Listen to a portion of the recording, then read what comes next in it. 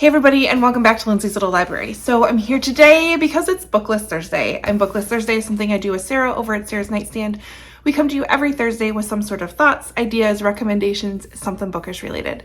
So today is a bit of a follow-up video.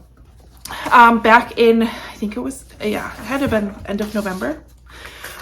We did a video on and created a Wintertime bingo board challenge thing. So we challenge everyone to do as many prompts that are on this bingo board, get as many bingos as you can for the months of December, January, and February. And I am so excited to say I blacked this thing out. I got it all. It was so great. It does help that we put a number of prompts on here that were more activity-based rather than reading specific books that fit certain prompts. A few of my books fit a couple of different prompts, but it all worked out, and I'm ecstatic that I finished it because y'all know me, I'm not great at finishing challenges like this. I'm just not. Anyway, so let's talk about the books that I read that contributed to me finishing this challenge and some of the other things that I did. So I'm just going to kind of go across the bingo board. A book that was gifted to me was one of them. This one is Part of Your World by Abby Jimenez. Forgot to grab it. It's way up there. And I have a dog laying on my feet right now, so it's all right. This one was sent to me from Amanda, the Curly Reader. Thank you, Amanda. And it was the next kind of installment I had to read of Abby Jimenez books. This one is super cute. It has a baby goat in it. Adorable. And we have our main characters, again, similar vibes as her other books where maybe this couple doesn't seem to really connect right away or make sense. This one was a little different. They had like instant attraction, I would say. I wouldn't say instant love. I don't like instant love, but instant attraction to each other, instant respect for each other, and they just meshed really well. They just came from two very different backgrounds and lives. So really enjoyed it. Full of snark, full of fun, full of all the good things Abby Jimenez does. Next one that I completed, or not completed, but next prompt was a book over 500 pages. You guys know how much big books intimidate me, but I got through The Rose Code by Kate Quinn. This was so good. As always, I knew it was going to be good, but it's over 600 pages. That's big for me. That's like 2 books for me. But fantastic World War II historical fiction about the code breakers that were in England, that were breaking Enigma codes that the Germans thought were unbreakable. Totally based on true story. The author's note in this is fantastic, and you need to read it to understand like where her inspiration came from, what things were based on true events, what things she kind of added in there. Kate Quinn does an amazing job researching and giving you a really decent insight into what kind of happened at that time, even within a fictional story. So loved that one. I need to not be so afraid of big books. Good thing I have challenges. Let's see. A couple of the activities is posting on social media. Absolutely did that. Hello. Reading sprints. I've been joining a lot of reading sprints. I've been joining, a handful. I usually go on Krista's. What are the other ones I go on? Keisha has one. It's kind of like when I'm in the mood, I just search for one, and usually someone's hosting a reading sprint, so it works. All right, next book, a book with a scripted title. I'm gonna go with The Family Game by Catherine Steadman. It feels scripted to me. Again, that's lent out to a friend. This was fantastic. I think Catherine Steadman is becoming an author I can really hang out with and get to know. So this one's our main character. It's kind of got some thrillery vibes where she meets her soon-to-be in-laws, and it's during the holiday season, so it takes place right after Thanksgiving and then moves up until after Christmas. So I did read this kind of during that time. I like to match my atmosphere to the atmosphere in the book, you know that, which it just helps. And it was a really quick read, especially for that time of year when things are just kind of crazy. I got through it fairly quickly. It kept my interest. There's some crazy stuff that happened. It was fantastic. I loved it.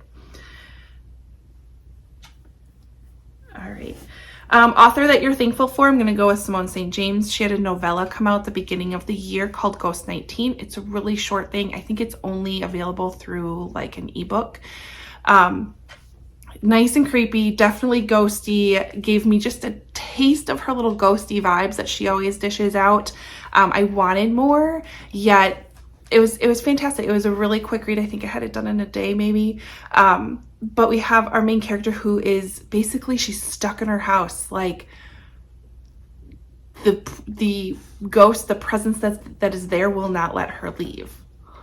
Right? Oh, like, first of all, to know it's there and then for it to not let you leave. It was great. It was so great.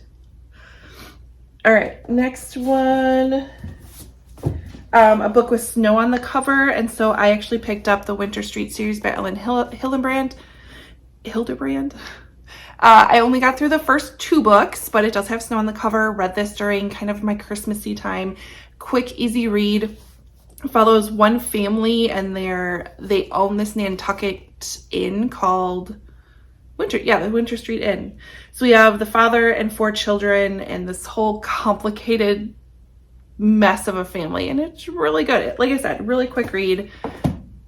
I enjoyed it, and I will keep reading it. It's just not Christmas time now, so I have to wait. There's rules. There are.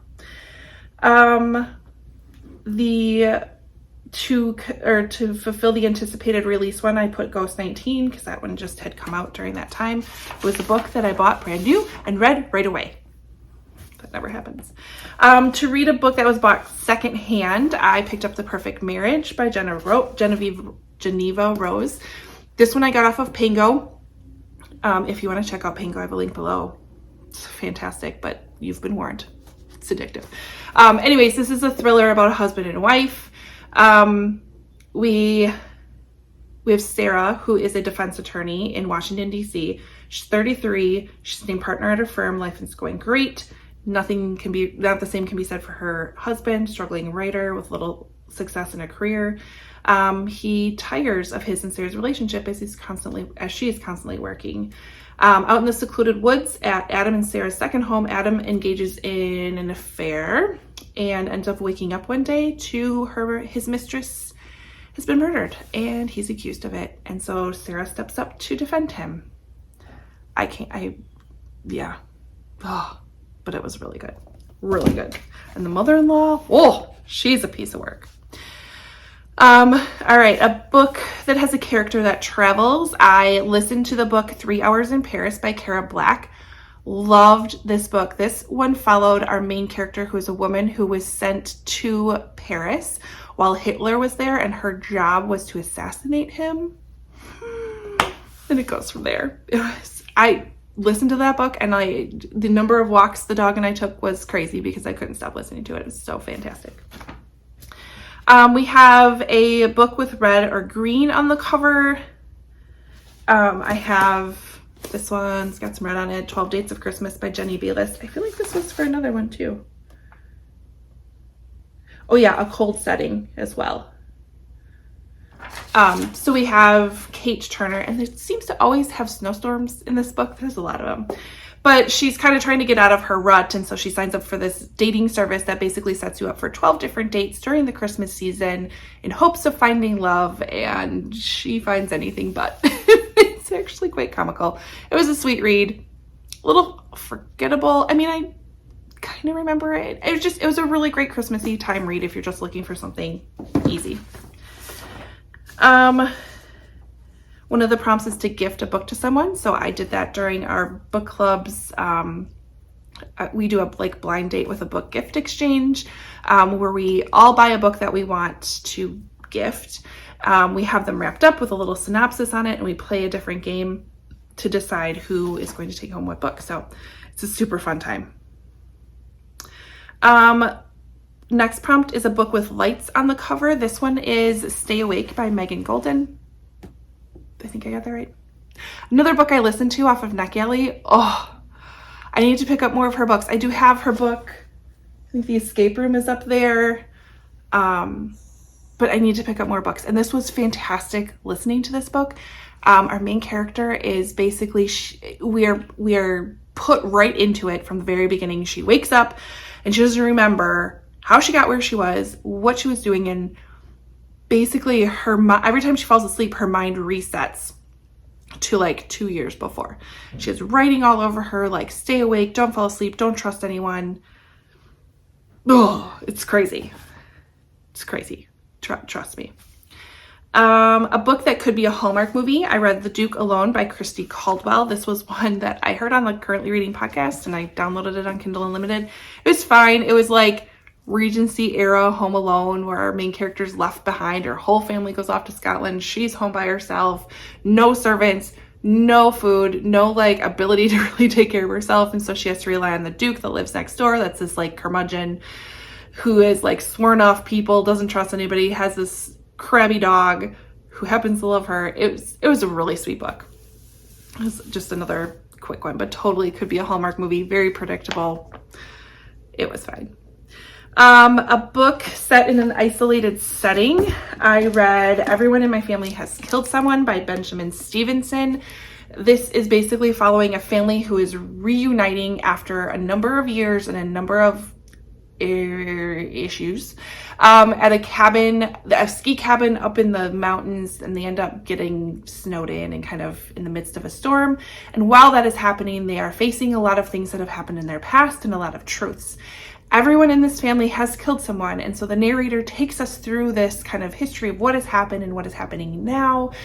I love the idea that this breaks the fourth wall, and the narrator is talking to us as the reader. It's fantastic. I highly, highly, highly recommend this book, if you couldn't tell. And then the last one was a book that was a recommendation from a librarian. I read House on the Cerulean Sea by TJ Klune. Took me long enough. But such a sweet book about Linus, who is kind of just stuck in his really not so great job. That's just, I mean, he's dedicated to it, but it's just not really fulfilling him in any way. And he ends up getting sent to a kind of remote orphanage, and he works at the department in charge of magical youth. So he's kind of a social worker for magical youth. And he's sent to this orphanage to do a site inspection. And there's very unique magical youth at this site. And it just goes from there, and you can't help but fall in love with every single character. Chauncey was fantastic. Lucy's fantastic. What's the gnome's name? I can't think of it. It's gonna drive me nuts. Oh, Zoe's. Oh yeah, Zoe. Zoe's fantastic. Anyways, it was an awesome book. Highly recommend this one as well, but also understand it's not for everybody. So if you are not into like a magical realism, bit of a fantasy type of a genre, don't do it. If you are, jump in head first, and it's gonna be fantastic. So those were the books I read.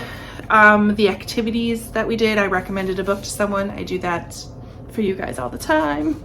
I gifted a book. I already talked about that. I read during a snowstorm. Man, we had some doozies. We had a couple of them. We had school closed once. There was lots of snowstorms we read through. Found a new favorite blanket I've been reading. But yeah, I got them all, and I'm so proud of it. Because that just doesn't happen, and you know that. Anyways, head over to Sarah's channel, see how she did on her wintertime reading bingo. I don't know. I know she got a fair amount. I don't know if she got a total blackout like I did. She probably did. Anyways, head over there, see what she read and what she completed. Otherwise, like, comment, subscribe, and we'll see you next time. Bye.